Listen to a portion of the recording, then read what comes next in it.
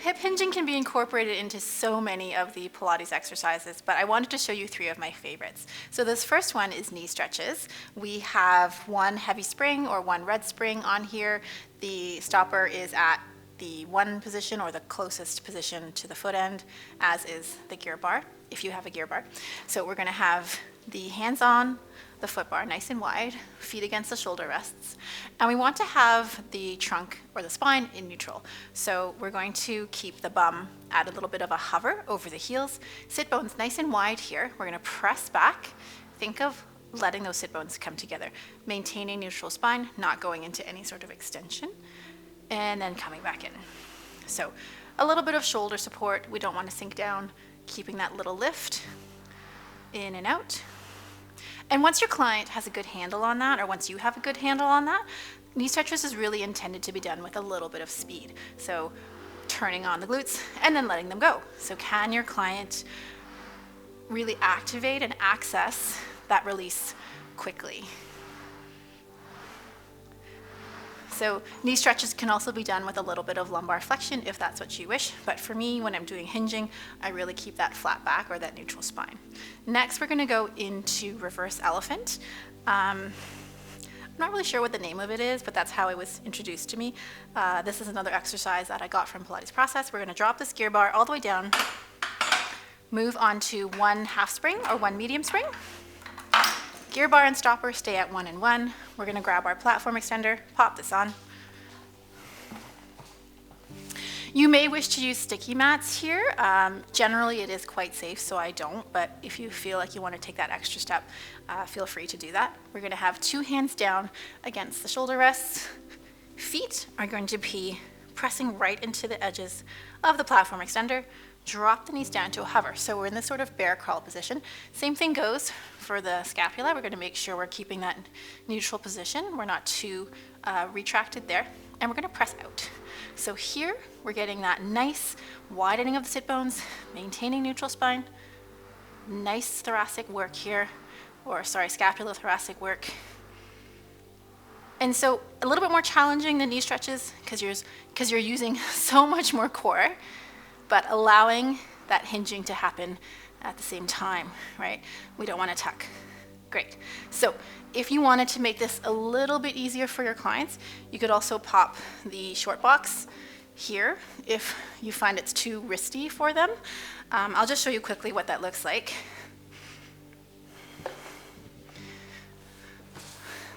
They can be on their forearms.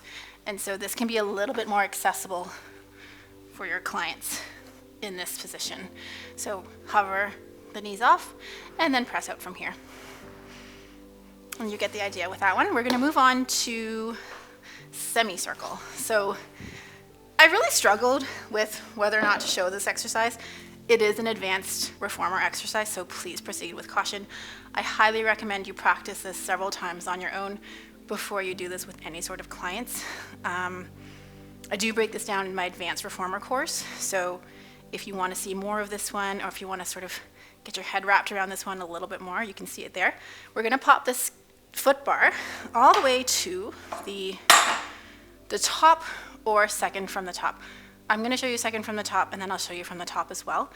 But it's a nice way to get the whole body involved,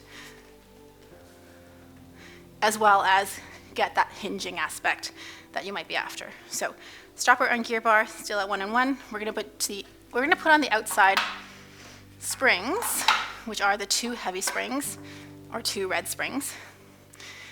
And you'll see what I mean when I say it's a little bit of a funny looking exercise to get into, but once you're in it and once you have a good handle on it, it feels really great. So we're going to pop the bum towards the front, scooch, scooch, scooch. Let's get the hair out of the way. All right, we're going to have toes on the bar, heels together, and we're going to shimmy, shimmy, shimmy, shimmy, shimmy all the way down until those arms are overhead. And so you can really appreciate how this is a tricky one. It's not for everyone, definitely not for anyone that has a shoulder pathology. The start position, we're gonna come up into that hip lift position, so make sure there isn't a pillow under the head. You're going to press out, keep the heels connected. From here, we're going to ripple down through the spine, dropping below the carriage. So from here, right here, there's a really nice hinge because you are into a little bit of lumbar extension. When you're at the bottom, we're going to ripple up, scoop, and then press away long, ripple down, sit bones really wide, coming back in. So coming back up, and then down through here, and then up again. And then deep fold. From here, we can reverse semicircle, which comes down from here into a wide, deep, deep hinge, and then press, and then ripple up, tailbone to thorax, and then fold. Coming down, sit bones wide, release the sacrum, press away long, lifting up, and then folding in. So if we're done, if you're done, we're gonna come up here, wiggle, wiggle, wiggle, wiggle, wiggle, get the heels on, and then you can sit up from here. So definitely a more challenging one, but a really great way to find a little bit more of a deep hinge. So I said I was going to show you how semicircles looks with the bar all the way up to the top, so I'll just show you what that looks like now. One more time, getting into this exercise, we're going to scooch all the way forward. I think someone told me once that scooch is a Canadian word, but I don't know, that was someone from the UK, so who knows, I don't know if that's something people say in other places of the world. We're going to keep tippy toes on the bar, heels connected, arms nice and long overhead. So there's a strong sense of support through the shoulders here. We're not letting the carriage kind of compress us down. So we're reaching overhead here. We're going to bring the hips up and then press out, come down through, and then come back in, and then lift. So with the legs higher on the foot bar, you definitely have more range, and there's definitely a deeper hinge in this position. I will say it can be a bit more challenging. So if you have a client that's doing this for the first time, you might want to start with that foot bar second from the top. So coming back down and a little stretch, lumbar extension, coming back through.